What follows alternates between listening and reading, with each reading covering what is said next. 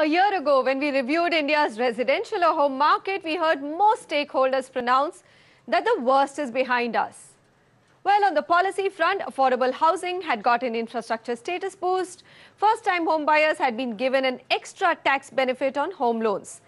FDI norms were further relaxed for township projects.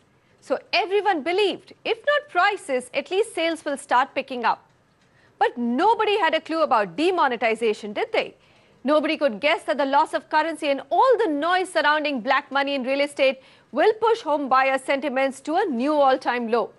Close on its heel came RERA, which has pushed the industry or builder sentiments to an all-time low. And the result is India's residential sector is struggling to see any light at the end of the tunnel. And this, despite home prices hitting a 5-year low adjusted for inflation. So we ran a Twitter poll to sense the mood of the home buyer, and here are the results on Urban Reality. 26% said that they will buy now. Actually, I was quite happy to see that number. It is a tad more than 1/4. But 37% voted a no to buying, saying renting is still cheaper. Living on rent is cheaper than actually buying. So they don't believe that home prices are still cheap enough. And an equal percentage voted saying despite RERA, their confidence is still low in the India's real estate sector. So today we've gathered 4 big voices to tell us what they think of the residential market and whether it's a good time for home buying. Joining me today for this discussion, Anish Puri, Chairman, Anurag Property Consultants; Amit Bhagat, CEO and MD, ASK Property Investments Advisors; Sameer Jasuja, Founder, Prop Equity; and Roongta, CEO, Apnapaisa.com. Gentlemen, thank you so much for joining me. Let's begin with addressing the big question.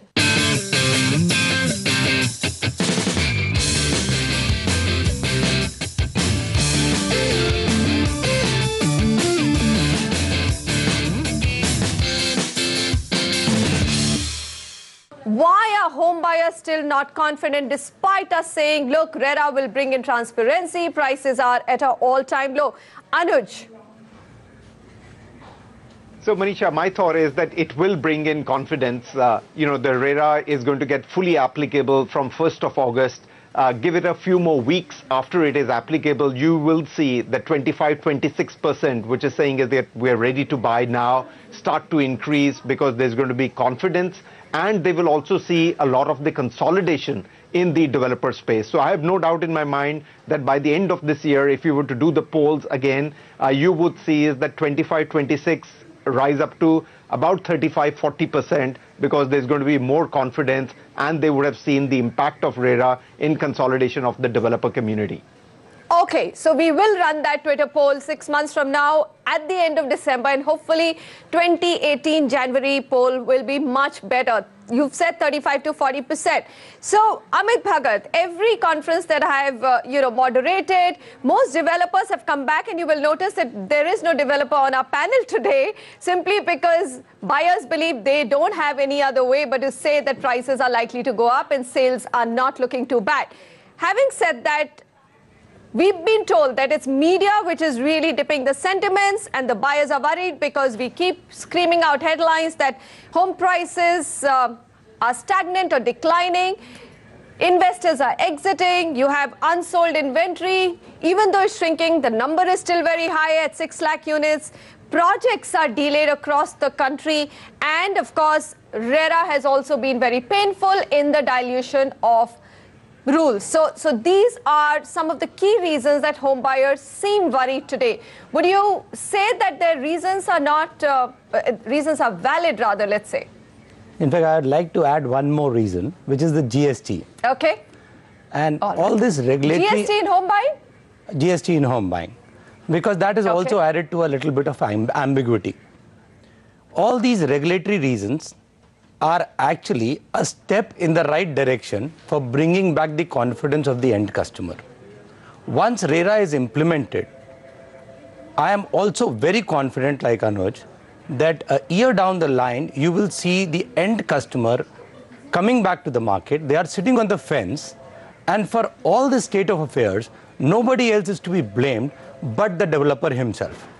Because his track record of timely completion and giving quality as committed has never been there. That commitment has never been there with most of the developers. So with the RERA ambiguity and implementation and GST implemented in the right spirit, you will see the end customer coming back, and they are just sitting on the fence and waiting for the right opportunity.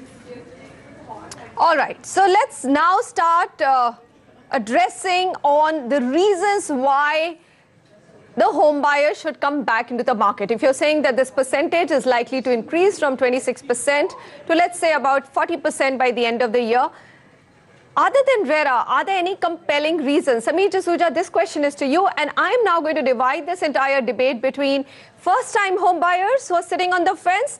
Let's address that first, and then we will go after the break and address the second question of investors looking to broad-base their portfolio. So for first-time home buyers, Sameer, is this the right time to buy?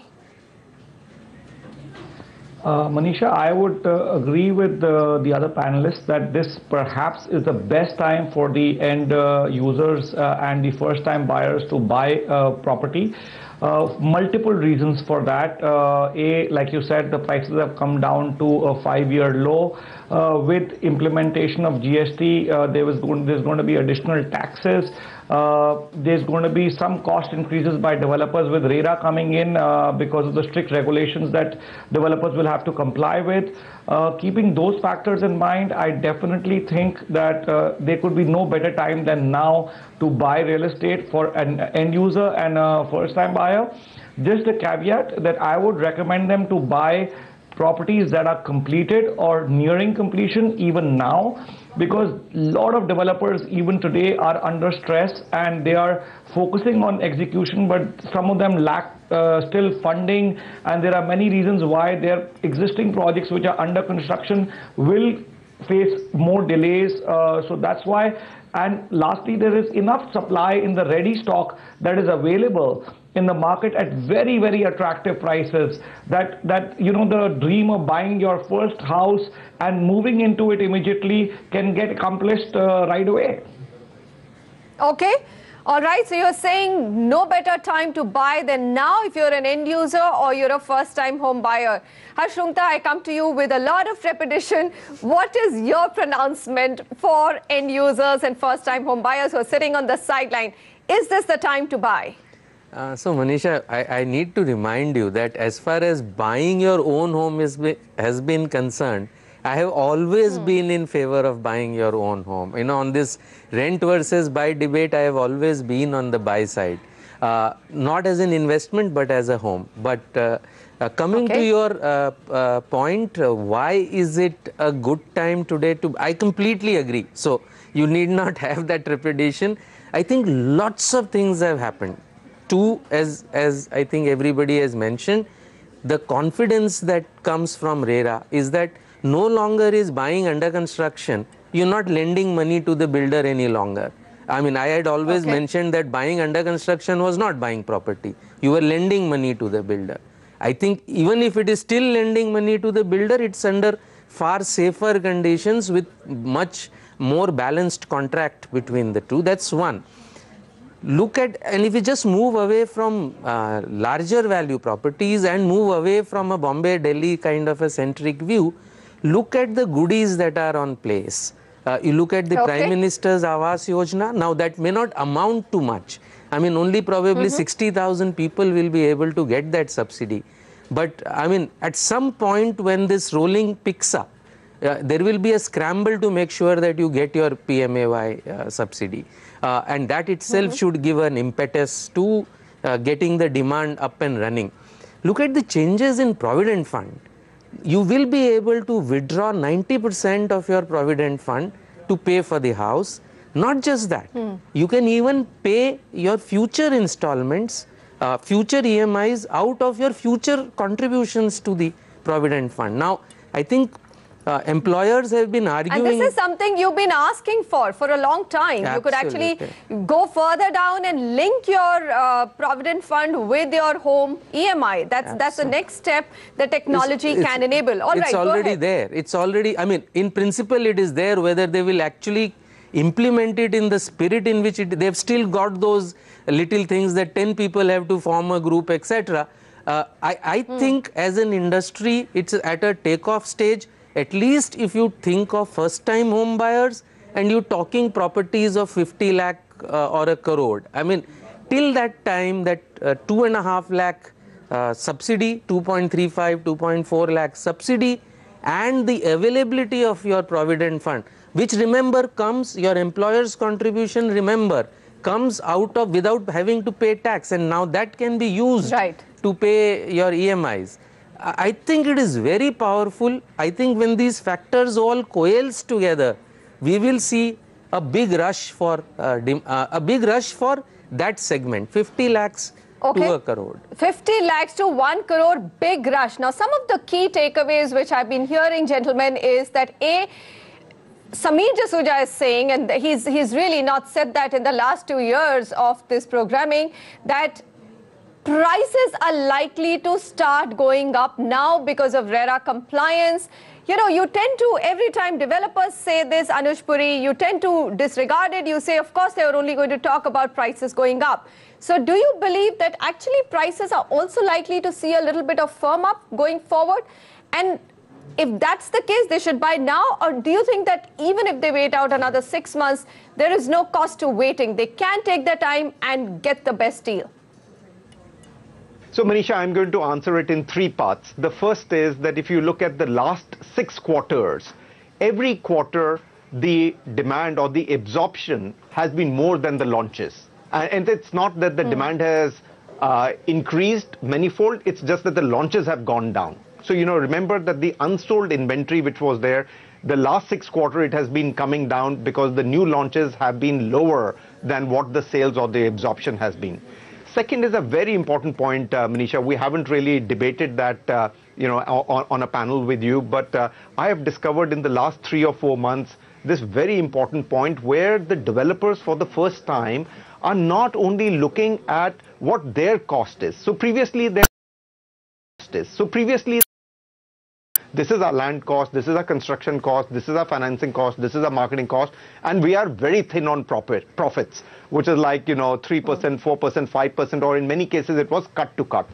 Today, the developer is saying is, let me put myself in the shoes of the buyer and see what is that the buyer wants. Now, absolutely, Manisha, and this is where I think is you're going to see the crux over the next 6 months. They're putting themselves in the shoes of the buyer, and they are now looking at the ticket price. So they're making the apartments efficient, productive. Previously, you know, 3-bedroom was 1,800, 2,100. It didn't matter to them. They never looked at the plans. They were like, the buyer has to pay for this.